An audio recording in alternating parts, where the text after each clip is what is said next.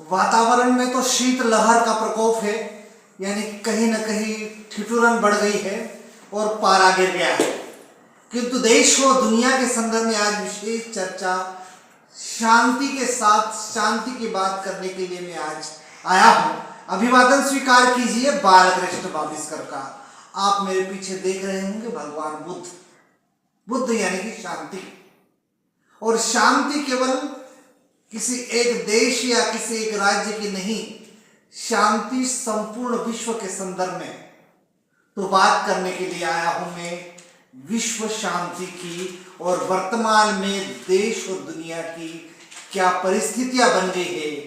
शीत यानी कि ठंडा, यानी शीत लहर के बावजूद भी दुनिया गर्म तप रही है लावा की भांति। क्योंकि भारत के परिदृश्य को देखे और उसके आसपास के परिदृश्य को देखे विशेष करके, तो निश्चित ही देश और दुनिया में जो हालात है वो चिंतनीय है। और उसका एक उदाहरण हम आप पिछले कई दिनों से देख रहे हैं। हमारे पड़ोसी मुल्क बांग्लादेश की सूरत हालात। बांग्लादेश में लंबे समय से जो शीत युद्ध चला है, उसका दुष्परिणाम यह हुआ कि वहां पर लोकतंत्र की हत्या कर दी गई और उनके नजर से हुआ है तख्ता पलट। तो ये तख्ता पलट वहीं पर होता है जहां पर तानाशाह शासन होता है और उसी के परिणाम स्वरूप वहां पर हो जाती है सत्ता परिवर्तन।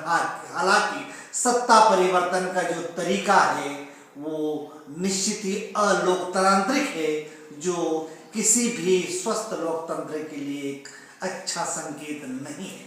बात करना चाहते हैं अंतरराष्ट्रीय परिप्रेक्ष्य के संदर्भ में, क्योंकि दो देशों के संदर्भ में यदि बात होती है, चर्चा होती है, तो निश्चित ही अंतरराष्ट्रीय शब्द का सदुपयोग किया जा सकता है। तो हमने बांग्लादेश की बात की। कुछ समय पहले हमने देखा कि विशेष करके एशिया महाद्वीप में कुछ अशांत क्षेत्र है और उसका दूसरा उदाहरण है हमारा दूसरा समीपस्थ देश श्रीलंका। श्रीलंका में भी लंबे समय तक गृह युद्ध चला। लंबे समय गृह युद्ध का परिणाम ये हुआ कि वहां अराजकता हो गई और अशांत हो गया क्षेत्र और लोकतंत्र के लिए प्रश्न चिन्ह तब खड़ा हो जाता है जब वहां के उस देश की लोकतांत्रिक व्यवस्था का सर्व प्रमुख जो होता है, किसी देश में प्रधानमंत्री होता है, किसी देश में राष्ट्रपति होता है, और राष्ट्रपति भवन में विद्रोहियों का अनायास प्रवेश कर जाना और वहां पर ऐसी व्यवस्था पैदा कर देना जो निश्चित ही अराजकता है और इससे उस देश का लोकतंत्र खतरे में पड़ जाता है और प्रारंभ होता है एक कठपुतली शासक या यूं कहे किसी तानाशाह का अंत। और उसमें कठपुतली शासक में विशेष करके दुनिया के संदर्भ में दो देशों के नाम प्रमुखतः सामने आते हैं। एक पक्ष होता है रूस और दूसरा होता है संयुक्त राज्य अमेरिका यानी कि यूएसए। ये दो दुनिया के ऐसे दो धुरी है जो कहीं न कहीं अंतरराष्ट्रीय स्तर पर अपनी दादागिरी, अपनी सरपंचगी या अपनी धौंस जमाने का काम करते हैं। और उसका एक सबसे बड़ा जीवंत तात्कालिक उदाहरण है सीरिया। जी हाँ, सीरिया में भी तानाशाह अरशद अल बसर का वहां पर हो गया है तख्ता पलट। और उस तख्ता पलट का के लिए एक शब्द का इस्तेमाल किया जाए तो वो है वाह शीत युद्ध। जी हाँ, लंबे समय से शीत युद्ध चला और उसका एक कारण बताया जा रहा है तानाशाह। और तानाशाह का जिस प्रकार अंत हुआ है उसके पीछे जो पर्दे के पीछे जो बात सामने आई है, यदि हम सीरिया का मानचित्र देखेंगे तो वहां उसके समीपस्थ इजराइल है, ईरान है और कहीं जॉर्डन है और ऐसे कई देश है जो कहीं, और दूसरा तुर्की है जो कहीं न कहीं सीरिया पर हस्तक्षेप करते हैं। और उसी का परिणाम फिर तानाशाह कहकर उस देश का तख्ता पलट दिया जाता है।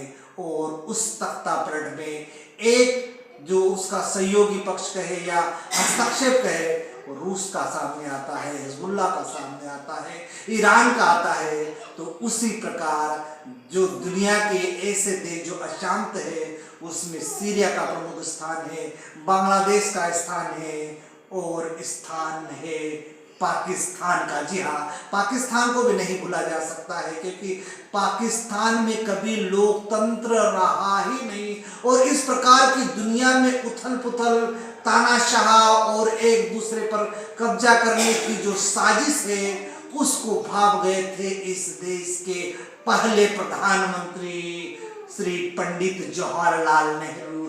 हालांकि जब सत्ता परिवर्तन होता है लोकतांत्रिक रास्ते से, तो जो पार्टी, उनके विरोधी पार्टी जब सत्ता में आते हैं तो वो पंडित नेहरू की आलोचना करते हुए नहीं थकते हैं। लेकिन पंडित नेहरू उस समय के, मैं स्पष्ट रूप से कह देना चाहता हूं कि पंडित नेहरू उस समय के एक अंतर्राष्ट्रीय नेता थे जो जानते थे कि दुनिया की सबसे बड़ी दो महाधुरी है, एक संयुक्त राष्ट्र अमेरिका है, उस दौरान का संयुक्त राष्ट्र जो वर्तमान में रूस के नाम से जाना जाता है।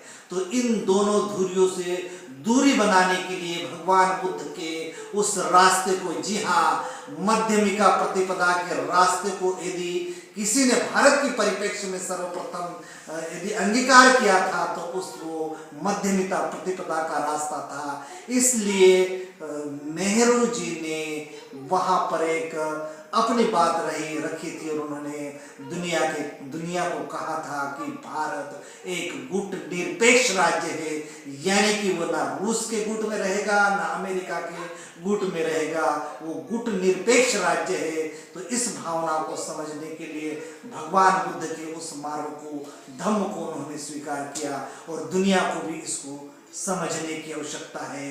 तो फिर ना ग्रह युद्ध होगा, ना शीत युद्ध होगा, ना तानाशाहों की ताकत बढ़ेगी और ना सैनिकों के माध्यम से तख्ता पलट का जो प्रयास किया जाएगा, क्योंकि लोकतांत्रिक रास्ता ही एक ऐसा रास्ता है जिससे मनुष्य के बीच में रहेगा प्रेम, भाईचारा, स्नेह और शांति। नमस्कार।